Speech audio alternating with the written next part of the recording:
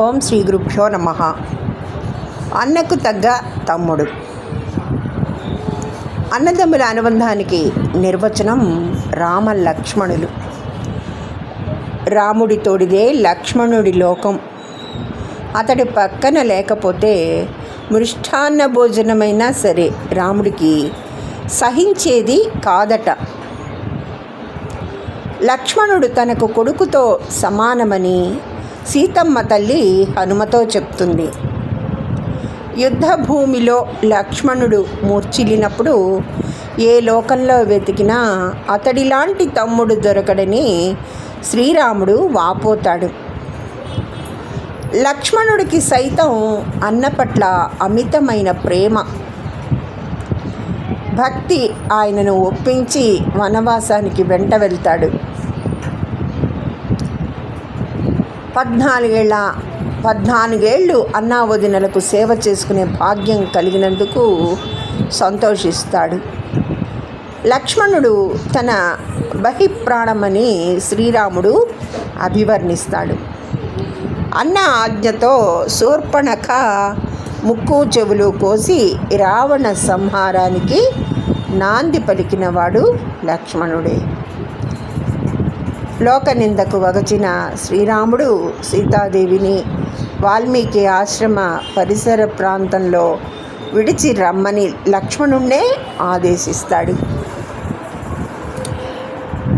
అశ్వమేధ యాగం చేసినప్పుడు యాగాశ్వ రక్షణకు అతన్నే పంపుతాడు.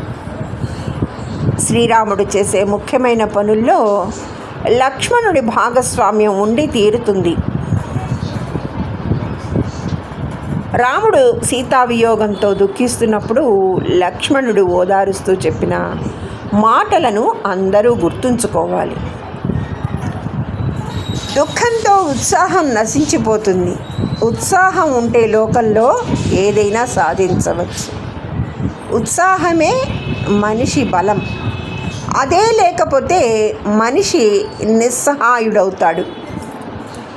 స్మృతి పోతుంది. దుఃఖం, శోకం, భయం ప్రతిభను నశింపచేస్తాయి. వాటిని లోకంలో దుర్లభమైనదేమీ ఉండదు అంటాడు లక్ష్మణుడు. ధర్మానికి కట్టుబడిన రాముడు ప్రాణానికి ప్రాణంగా ప్రేమించిన తమ్ముణ్ణే విడిచిపెట్టాల్సి రావడం దైవ సంకల్పం. శ్రీరామావతార పరిసమాప్తికి సమయం దగ్గర పడింది. ఒకరోజు యముడు ముని రూపంలో వచ్చాడు. రాముడితో తాను ఏకాంతంగా సంభాషించాలని ఆ సమయంలో చూసిన వారిని రాముడు సంహరించాలని షరతు విధిస్తాడు. అందుకు అంగీకరించిన శ్రీరామచంద్రుడు లక్ష్మణుణ్ణి ద్వారం దగ్గర కాపలాగా ఉంచుతాడు. సరిగ్గా అదే సమయంలో దుర్వాస మహర్షి వచ్చి తనకు తక్షణం రామదర్శనం కావాలని, అలా కాకపోతే రాముడితో పాటు దేశానికి కీడు వాటిల్లుతుందని అంటాడు. తనకు మరణం సంభవించినా సరే అన్నగారికి దేశానికి హాని జరగకూడదని భావించిన లక్ష్మణుడు దుర్వాస మహర్షికి రాకను రాముడికి తెలియచేస్తాడు. నియమభంగం చేసిన తనను వధించమని అన్నను కోరతాడు. వశిష్ఠ మహర్షి సలహాతో రాముడు తమ్ముణ్ణి విడిచిపెట్టేయాలని నిర్ణయించుకుంటాడు. లక్ష్మణుడు సరయూ నదీ తీరానికి వెళ్ళి యోగశక్తితో శ్వాసను బంధించేస్తాడు. దేవేంద్రుడు శరీరంతోనే లక్ష్మణుడిని స్వర్గానికి తీసుకెళ్తాడు.